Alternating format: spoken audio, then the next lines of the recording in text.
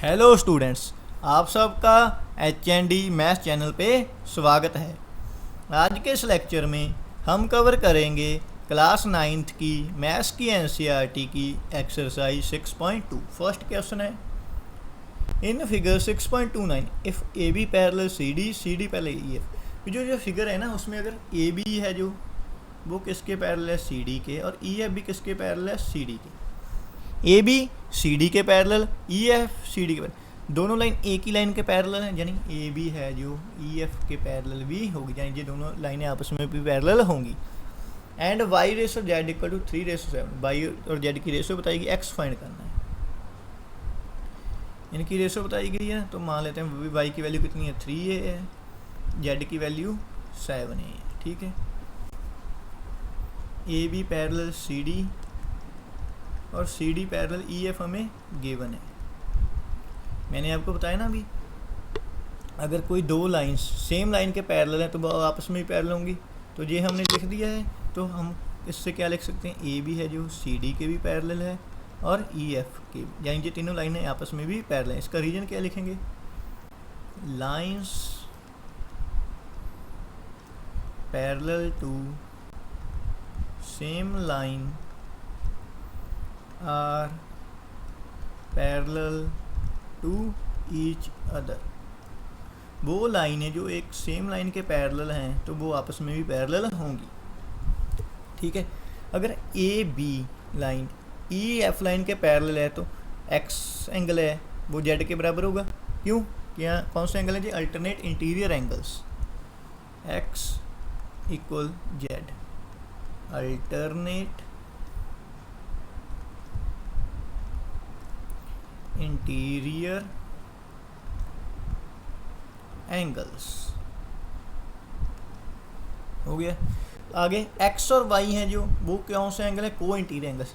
को interior angles कैसे होते हैं, जिनका सम क्या हो 180, क्या हो 180। तो क्या लिखेंगे, एक्स प्लस वाई इक्वल 180, को इंटीरियर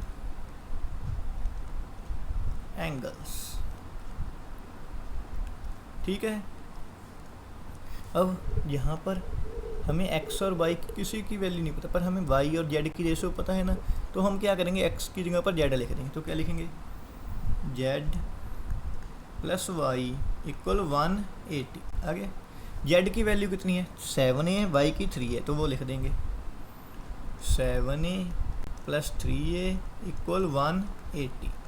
7 में 3 ऐड किया, 10 साथ में ये था तो ये आ गया, 10a equal to 180, a equal 180। 10 इधर मल्टीप्लाई में था, इधर आकर डिवाइड में हो गया, 0 से 0 कैंसिल, यानी a की वैल्यू कितनी आ गई 18, a की 18 आ गई, यानी z इक्वल टू कितना आ गया 7 मल्टीप्लाई 18, 18 को 7 से मल्टीप्लाई करेंगे 126 बन जाएगा। y की वैल्यू 3 मल्टीप्लाई 18 इक्वल 54।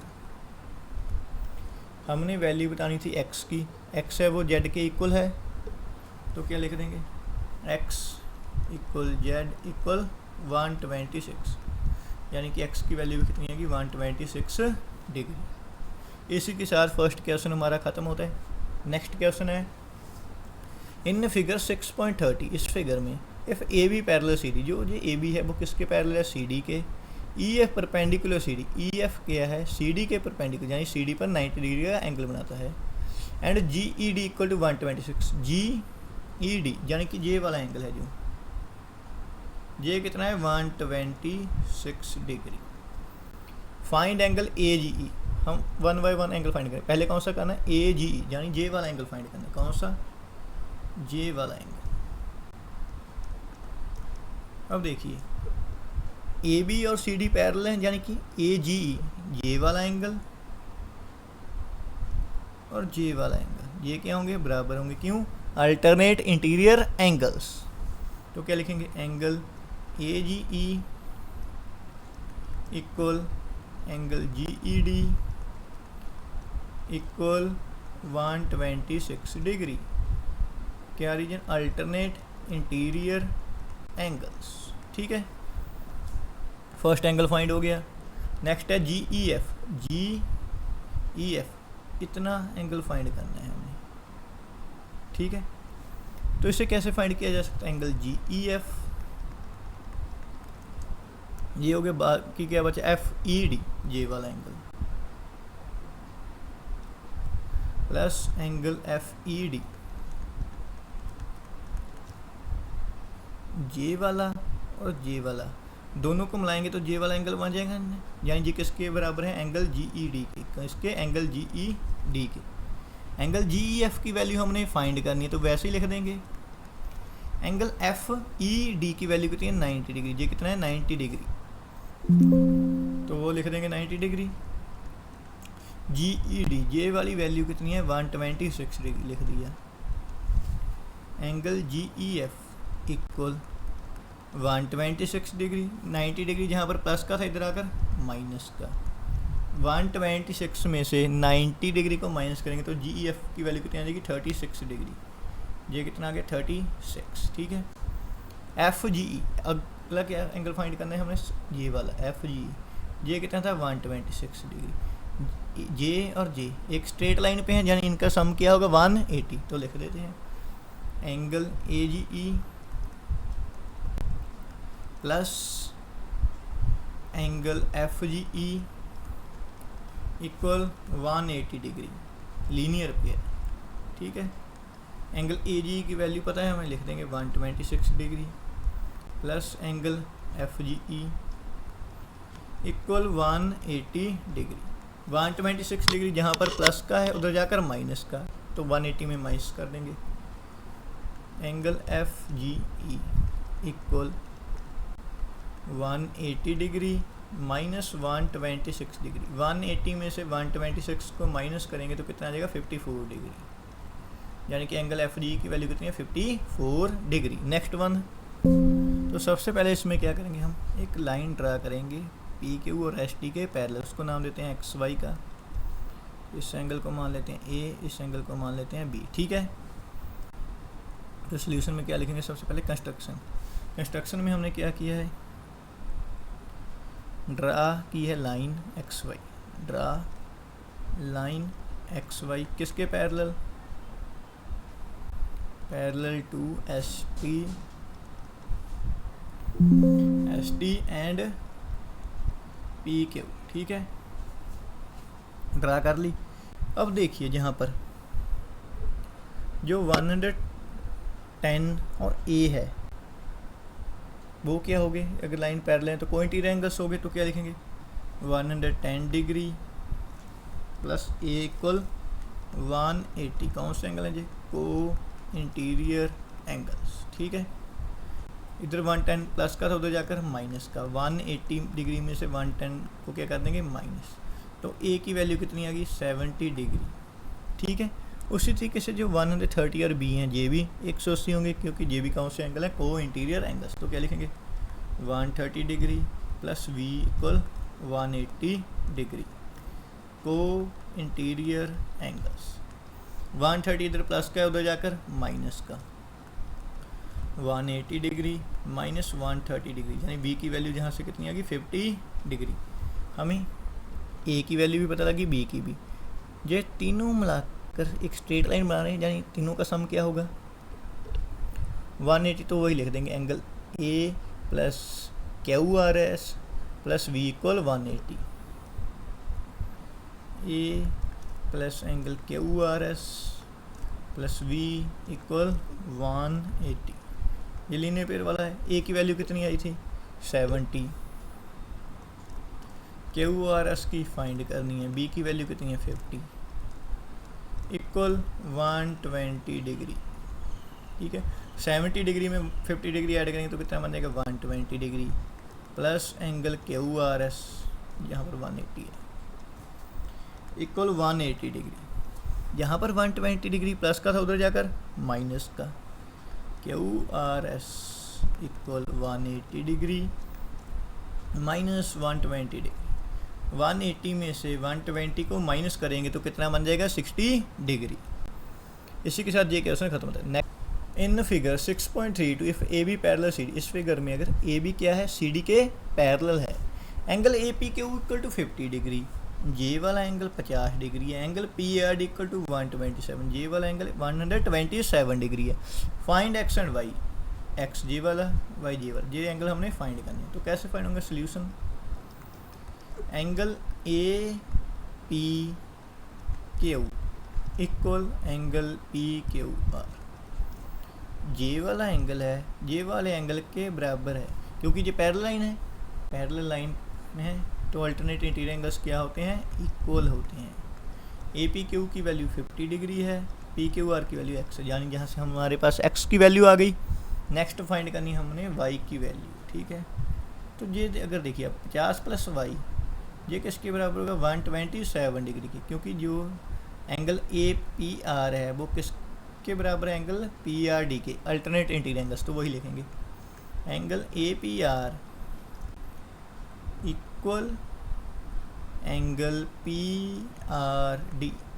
ए पी आर की वैल्यू कितनी है, 50 degree plus Y, angle P R D की वैल्यू है 127 डिग्री। इधर 50 डिग्री प्लस का है, उधर जाकर माइनस का, 127 डिग्री में से 50 डिग्री को माइनस कर देंगे तो हमारे पास वैल्यू कितनी आ जाएगी, 77 डिग्री, यानी कि जहाँ से हमारे पास x की वैल्यू 50 डिग्री आ गई और y की वैल्यू आ गई 77 डिग्री। नेक्स्ट क्वेश्चन है,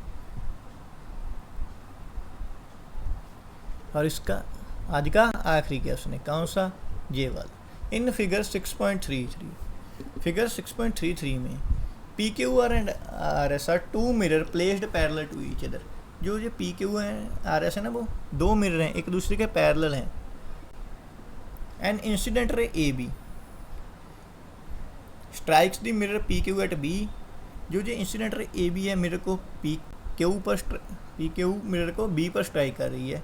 the reflected ray move along the path B C, reflected ray गई बी सी अलंग के पाथ के लंग, and stroke the mirror R S at C, और मिरर आर एस को सी पे टच करती है, and again reflect back along C D. Prove that A B parallel C D. अब सिंपल लैंग्वेज में समझिए, ये क्या है, पी क्यू और आर एस क्या है, दो मिरर हैं। इन यहाँ पर एक लाइन ए बी है, ए आई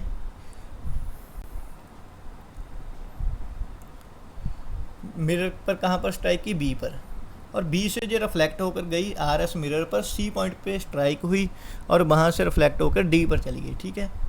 हमने प्रूफ करना है भी जी ए बी और सी डी क्या है, पैरेलल हैं, मेन चीज़। तो हम क्या करेंगे, पहले कंस्ट्रक्शन करेंगे इसकी भी। ए बी पर एक लाइन पैरेलल मान लेंगे, उसको नाम दे देंगे ई का। वैसे ही सी डी पर एक लाइन पर, सॉरी ए पैरेलल क्या गया मैं, परपेंडिकुलर, ठीक है। वैसे ही सी डी पर एक लाइन परपेंडिकुलर मान लेंगे, उसका मान लेंगे एफ, ठीक है। तो क्या लिखेंगे, draw line B E and C F perpendicular to P Q and R S respectively, ठीक है। ये ड्रा कर ली हमने। अगर B and C F perpendicular हैं एक मिरर के, तो ये आपस में पैरेलल भी होंगी, बी पैरेलल सी एफ। क्यों, क्योंकि जो परपेंडिकुलर पैरेलल पर लाइंस पर होती है ना, वो आपस में भी पैरेलल होती हैं। perpendicular on parallel are also parallel to each other। भी वो परपेंडिकुलर जो पैरेलल्स पर होती हैं वो एक दूसरे के भी पैरेलल होती हैं। ये एंगल मान लेते हैं 1, ये मान लेते हैं 2, ये मान लेते हैं 3, ये मान लेते हैं 4, ठीक है। जो एंगल 1 है वो 2 के बराबर होगा, जो एंगल 3 है वो 4 के बराबर होगा। ये है किसके अकॉर्डिंग है, लॉस ऑफ रिफ्लेक्शन के अकॉर्डिंग, ठीक है। Angle 1 equal angle 2, angle 3 equal angle 4, loss of reflection, ठीक है, हो गया। अब यहाँ पर देखिए जो एंगल 2 है और जो एंगल 3 है वो भी एक दूसरे के बराबर है। क्यों, alternate interior angles. Angle 2 equal angle 3 alternate interior angles. Angle 1 2 के बराबर, 3 4 के और 2 3 के, तो ये सभी एंगल आपस में क्या हो गए, बराबर। Therefore angle 1 equal angle 2 equal angle 3 equal angle 4। ठीक है, अगर ये एंगल सभी बराबर हैं तो अगर हम ये दो एंगल का सम लिखेंगे तो वो इन दो एंगलों के सम के भी बराबर होगा। तो क्या लिखेंगे, angle 1 plus angle 2 equal angle 3 plus angle 4। Angle 1 और 2 को मिलाकर क्या बन रहा है, एंगल ए बी सी। क्या बन रहा है, एंगल ए बी सी। और इनको मिलाकर क्या बना है, एंगल बी सी डी। तो वही लिख देंगे, angle A B C equal angle B C D. ठीक है, अब जो ए बी सी और बी सी डी हैं, यानी कि जे और जे, ये क्या है, अल्टरनेट इंटीरियर एंगल्स हैं। These are alternate interior angles. Alternate interior angles हैं और ये इक्वल हैं। अगर अल्टरनेट इंटीरियर एंगल्स इक्वल हैं तो ए बी क्या है, सी डी के पैरेलल है।